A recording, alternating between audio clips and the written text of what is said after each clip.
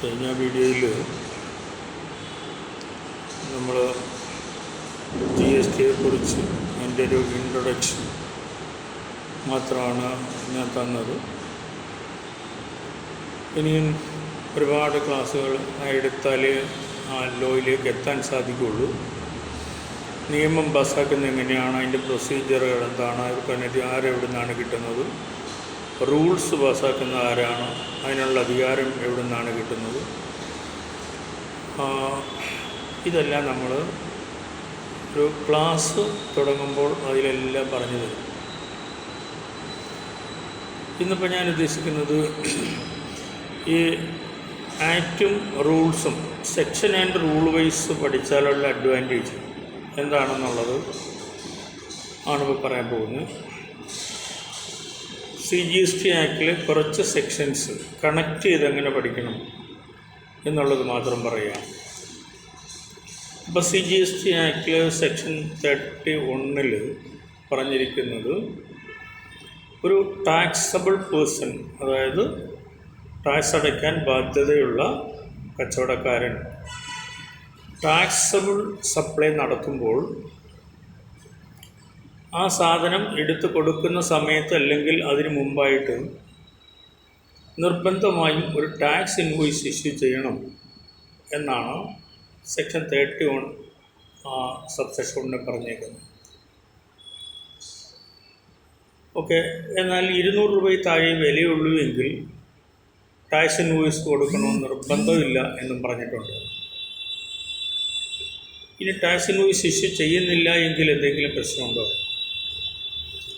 Section 132 subsection 1 close A, B, C ഈ 3 ക്ലോസുകളിൽ പറഞ്ഞിരിക്കുന്ന ഒഫൻസാണ്. 132 എന്ന് പറയുന്നത് പണിഷബിൾ ഒഫൻസാണ്. അങ്ങനെ ടാക്സ് ഇവേഷൻ നടത്തിയാൽ അത് 132 സെക്ഷൻ 132 തന്നെ സബ്സെക്ഷൻ 1 ക്ലോസ് 1, 2 ഇതും പ്രകാരം 2 കോടിയിലധികം ഇവേഷൻ നടത്തിയാൽ അത് സെക്ഷൻ 132 തന്നെ സബ്സെക്ഷൻ 5 പറയുന്നതും പ്രകാരം കോഗ്നിസിബിൾ ഒഫൻസാണ്. അറിഞ്ഞുകൊണ്ട് ചെയ്ത, മനഃപൂർവ്വം ചെയ്തതാണെങ്കിൽ ഇയാളെ സെക്ഷൻ 69 പ്രകാരം ഇയാളെ അറസ്റ്റ് ചെയ്യും. അറസ്റ്റ് ചെയ്താൽ പിന്നീട് ഈ GST നിയമം വിട്ടുപോവുകയാണ്. അവിടെ നേരത്തെ പറഞ്ഞിരുന്നത് CRPC ആണ്, കോഡ് ഓഫ് ക്രിമിനൽ പ്രൊസീജിയർ, പിന്നെ IPC, ഇതാണ് വരിക. ഇപ്പോൾ അത് മാറിയല്ലോ. CRPCക്ക് പകരം BNSS ആയി, ഭാരതീയ നാഗരിക സുരക്ഷാ സംവിധാനം. അതുപോലെ IPC മാറിയിട്ട് BNS ആയി, ഭാരതീയ ന്യായ സംഹിത. ഓക്കെ, അതിലേക്ക് അങ്ങ് പോവുകയാണ്.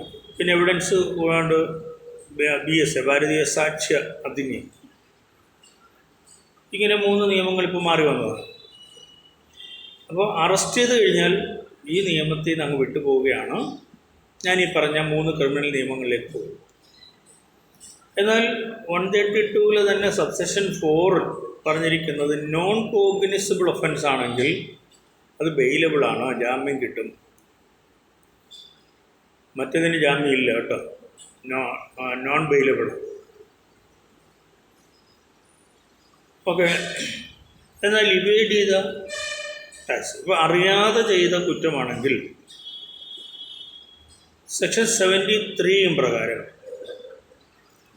നോർമൽ പെനാൽറ്റി ഉള്ളൂ. 10% of the tax evaded or intended to be evaded plus interest as per section 50 ഉണ്ടായിരുന്നു.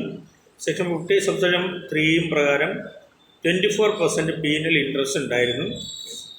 എന്നാൽ 2022 ആയപ്പോഴേക്കും സെക്ഷൻ 128A പ്രകാരം ആ പീനൽ ഇൻട്രസ്റ്റ് ഒഴിവാക്കിയിട്ടുണ്ട്.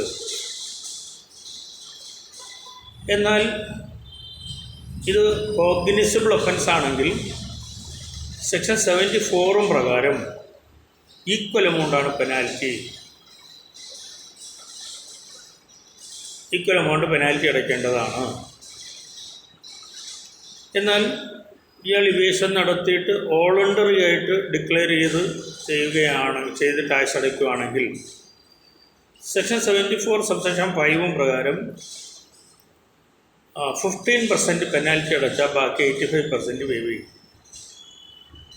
സെക്ഷൻ 74 സബ്സെക്ഷൻ 8 പ്രകാരം നോട്ടീസ് അയച്ച് വിത്തിൻ 30 days ഇയാൾ ടാക്സ് അടയ്ക്കുകയാണെങ്കിൽ പെനാൽറ്റി 25% അടച്ചാൽ മതി, ബാക്കി 75% വേവ് ചെയ്യും. എന്നാൽ നോട്ടീസ് അയച്ച് വിത്തിൻ 5 years ആണെങ്കിൽ സെക്ഷൻ 74 സബ്സെക്ഷൻ 10 പ്രകാരം ഇയാൾ 50% പെനാൽറ്റി അടച്ചാൽ ബാക്കി 50% വേവ് ചെയ്യും. എന്നാൽ സെക്ഷൻ 73 നമ്മൾ എടുക്കുമ്പോൾ അങ്ങനെ ഇവേഡ് ചെയ്ത എമൗണ്ട് ഓഫ് ടാക്സ് ബിലോ 5,000 ആണെങ്കിൽ അതിനെ മൈനർ ബ്രീച്ച് എന്നാണ് പറയുക. അപ്പോൾ 73 പോകണമെന്നില്ല, 126 പോകും. സെക്ഷൻ 126 പ്രകാരം ഇയാൾ ഒരു പൈസയും പെനാൽറ്റി അടയ്ക്കണ്ട. ഇത്തരത്തിൽ നമ്മൾ ഓരോ സെക്ഷനെയും കണക്ട് ചെയ്ത് അതിൻ്റെ റൂൾസൂടെ കണക്ട് ചെയ്ത് വേണം പഠിക്കാൻ. ഇപ്പോൾ സെക്ഷൻ 22 പറഞ്ഞിരിക്കുന്നു 10 ലക്ഷത്തിൽ കൂടുതൽ ടേൺ ഓവറുള്ള കച്ചവടക്കാരൻ 20 lakhs അബൌട്ട് ടേൺ ഓവർ ഉള്ളവർ നിർബന്ധമായും ഈ നിയമം അനുസരിച്ച് രജിസ്റ്റർ ചെയ്തിരിക്കണമെന്ന് പറഞ്ഞിരിക്കുന്നു. 24 പറഞ്ഞിരിക്കുന്നത് കമ്പൽസറി രജിസ്റ്റർ, ചില തരം കച്ചവടക്കാർ കമ്പൽസറി ആയിട്ട് രജിസ്റ്റർ ചെയ്യണം. സെക്ഷൻ 25 പറഞ്ഞിരിക്കുന്നത് പ്രൊസീജിയർ ഫോർ രജിസ്ട്രേഷനാണ്. അങ്ങനെ രജിസ്ട്രേഷൻ എടുക്കണമെങ്കിൽ നമ്മൾ ആക്ടിൽ തന്നെ അങ്ങ് വിട്ടുപോവുകയാണ്. റൂൾ 8 തൊട്ട് 25A വരെയുള്ള റൂൾസിലാണ് GST രജിസ്ട്രേഷനെ കുറിച്ച് പറഞ്ഞിരിക്കുന്നത്. അപ്പോൾ രജിസ്ട്രേഷൻ എടുക്കേണ്ടത് ഏത് ഫോമിലാണ്, അത് ആ റൂൾ വായിക്കുമ്പോൾ ഉണ്ടാകും. GST REG 01 എന്നൊരു ഫോമുണ്ട്. ആ ഫോമിലാണ് GST രജിസ്ട്രേഷൻ അപ്ലൈ ചെയ്യേണ്ടത്. അത് ഓൺലൈനാണ്. GSTN എന്ന കോമൺ പോർട്ടൽ വഴിയാണ് നമ്മൾ രജിസ്ട്രേഷൻ അപ്ലൈ ചെയ്യേണ്ടത്. ഓക്കെ. അപ്പോൾ ഈ ഫോം GST REG 01 എടുത്ത് നോക്കുമ്പോൾ അതിനകത്ത് കാണും സി റൂൾ ഇത്ര എന്ന് പറഞ്ഞാണ്. എന്നിട്ട് ആ റൂൾ വായിക്കുമ്പോൾ അതിനകത്ത് പറയും ആസ് പെർ സെക്ഷൻ ഇത്ര എന്ന് പറയും. ഇവിടെ ഇപ്പോൾ രജിസ്ട്രേഷൻ ആണെങ്കിൽ as per sub section 1 of section 25 എന്നായിരിക്കും പറയുക. അപ്പോൾ ഒരു ആക്റ്റിൽ സെക്ഷൻ ഉണ്ടാവും, സബ് സെക്ഷൻ ഉണ്ടാവും, ക്ലോസ് ഉണ്ടാവും. അതിൽ റൂൾസിൽ റൂൾ ഉണ്ടാകും, സബ് റൂൾ ഉണ്ടാകും, ക്ലോസ് ഉണ്ടാകും. ഇതൊക്കെ എഴുതിയേക്കുന്ന ഏതാണ് സെക്ഷൻ, ഏതാണ് സബ് സെക്ഷൻ, ഏതാണ് ക്ലോസ് ഒന്നും ആർക്കും അറിയില്ല. അവിടെ ഒന്നും എഴുതി വെച്ചിട്ടില്ല. അപ്പോൾ ഇതെങ്ങനെ ഐഡൻറ്റിഫൈ, എങ്ങനെ മനസ്സിലാക്കാം? ഇത്തരം കാര്യങ്ങളൊക്കെ നമ്മൾ ക്ലാസ് എടുക്കുമ്പോൾ സെക്ഷൻ 1 തൊട്ട് 174 സെക്ഷൻസ് വരെയും അതിൻ്റെ റൂൾസും അതിൻ്റെ ഫോംസും കൂടാതെ ഷെഡ്യൂൾസ് ഉണ്ടാവും. ഇതെല്ലാം കൂടി ചേർത്തിട്ടായിരിക്കും നമ്മുടെ ക്ലാസ് വരിക. നിങ്ങൾക്ക് ഓൺലൈനായിട്ട് തന്നെ ചെയ്യാം. നമ്മളിവിടെ ക്ലാസ് പഠിക്കുന്ന ബെയർ ആക്റ്റും റൂൾസും ഒറിജിനൽ ബെയർ ആക്റ്റും റൂൾസും വെച്ചിട്ടാണ്. അപ്പോൾ പാർലമെൻറ്റിൽ പാസ്സാക്കിയ നിയമം അതേപോലെ പ്രിൻ്റ് ചെയ്തിരുന്നതാണ് ബെയർ ആക്റ്റ് എന്ന് പറയുന്നത്. അതിനൊന്നും ഒഴിവാക്കിയിട്ടില്ല. എന്നാൽ നിങ്ങൾ യൂണിവേഴ്സിറ്റി തലത്തിൽ പഠിക്കുമ്പോൾ, കോളേജ് തലത്തിൽ പഠിക്കുമ്പോൾ നിങ്ങൾക്ക് നോട്ട്സ് രൂപത്തിലാണ് തരുന്നത്.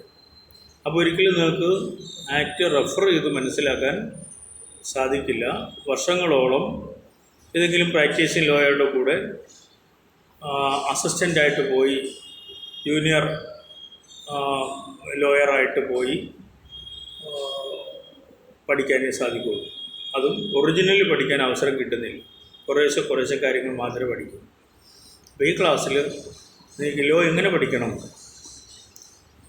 എഴുതിയേക്കുന്ന സെക്ഷനാണോ, സബ് സെക്ഷനാണോ, ക്ലോസ് ആണോ, റൂളാണോ, സബ് റൂളാണോ, ക്ലോസ് ആണോ തുടങ്ങിയതെല്ലാം ഇതിൽ ഡീറ്റെയിൽഡായിട്ട് പറഞ്ഞു തന്ന് മനസ്സിലാക്കി തന്ന് ആയിരിക്കും പോകുന്നത്.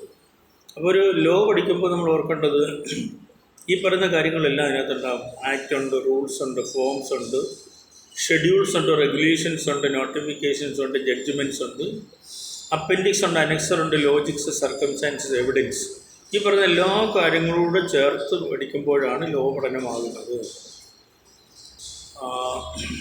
ഇത് താല്പര്യമുണ്ടെങ്കിൽ നിങ്ങൾക്ക് ഞാൻ നമ്പർ ഒന്നുകൂടെ പറയാം. 9387498440. ഓക്കെ. നമുക്ക് എൻ്റെ പേര് ഓമനക്കുട്ടൻ എന്നാണ്. നമ്മുടെ സ്ഥാപനമുണ്ട്, ടാക്സ് സ്റ്റഡി സെൻറ്റർ എന്നാണ് നമ്മുടെ സ്ഥാപനത്തിൻ്റെ പേര്. ഇതിനെക്കുറിച്ച് വർഷങ്ങളോളം റിസർച്ച് ചെയ്തതിനു വേണ്ടി സിലബസ് ഉണ്ടാക്കി കേരളത്തിൽ ആദ്യമായിട്ട് ഇങ്ങനെ ഒരു കോഴ്സ് ആരംഭിച്ച ഒരു സ്ഥാപനമാണ് ടാക്സ് സ്റ്റഡി സെൻറ്റർ. ഓക്കെ. നിങ്ങൾക്ക് LLB ഒക്കെ കഴിഞ്ഞിട്ട് LLM ഒക്കെ കഴിഞ്ഞ് നിൽക്കുന്നവരാണെങ്കിൽ നിങ്ങൾക്ക് GSTയുമായി ബന്ധപ്പെട്ട കേസുകൾ ഹൈക്കോടതിയിലും സുപ്രീം കോടതിയിലും ഒക്കെ നിങ്ങൾക്ക് കേസ് എടുക്കാനുള്ള ഒരു അവസരം കിട്ടും. അത് വളരെ ഭംഗിയായിട്ട് പഠിക്കാനൊരു ഓപ്പർച്യൂണിറ്റിയാണ് ഈ കോഴ്സിലൂടെ കിട്ടുന്നത്. Okay, thank you.